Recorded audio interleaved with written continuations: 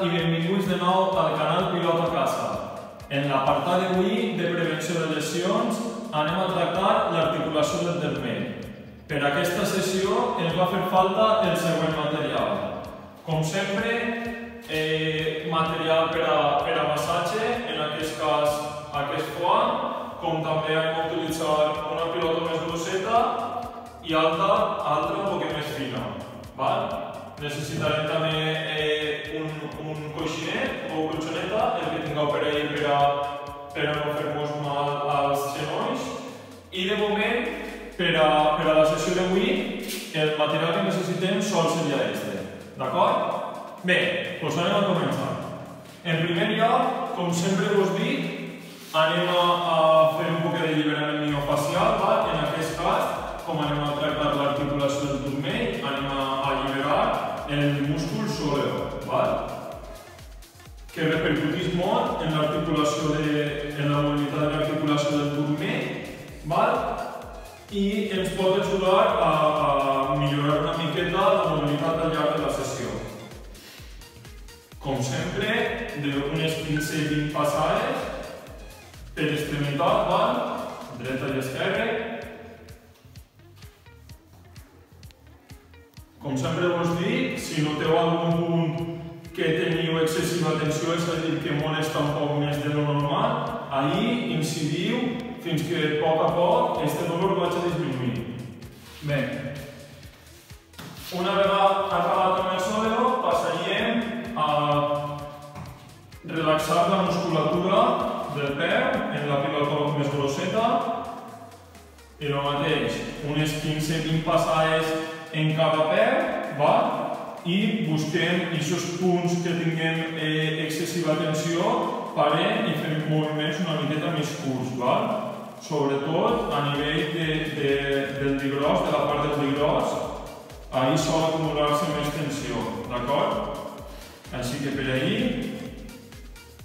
insistim una miqueta més que en la resta de la planta del peu.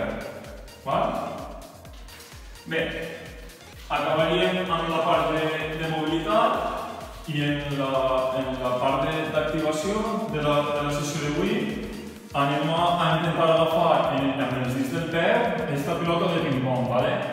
Cadascú intenteu que la pilota que anem a agafar en aquesta part d'activació sigui un poc més menuda que la de tenis, perquè si no no la podreu agafar amb els dits. L'objectiu seria este.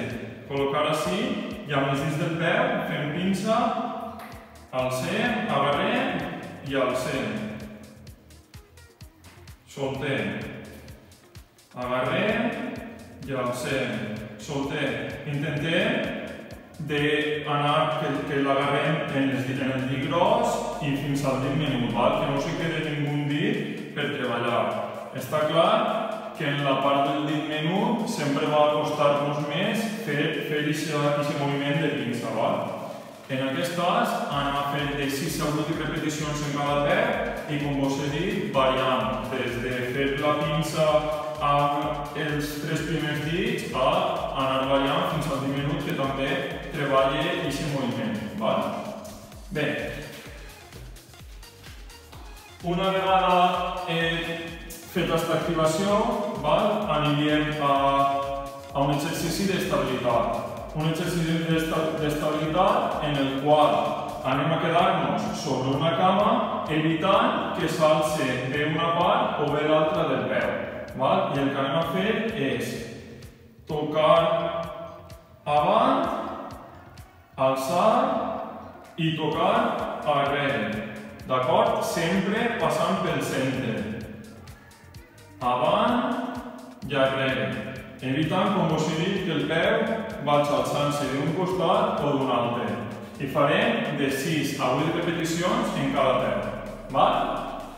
Bé, en el plantejament de la sessió d'avui anem a variar un poc el sistema de 3 blocs, perquè vaig explicar-vos una nova metodologia en la qual avui anem a fer el principi i en les pròximes sessions de turmell anirem afegint càrrega.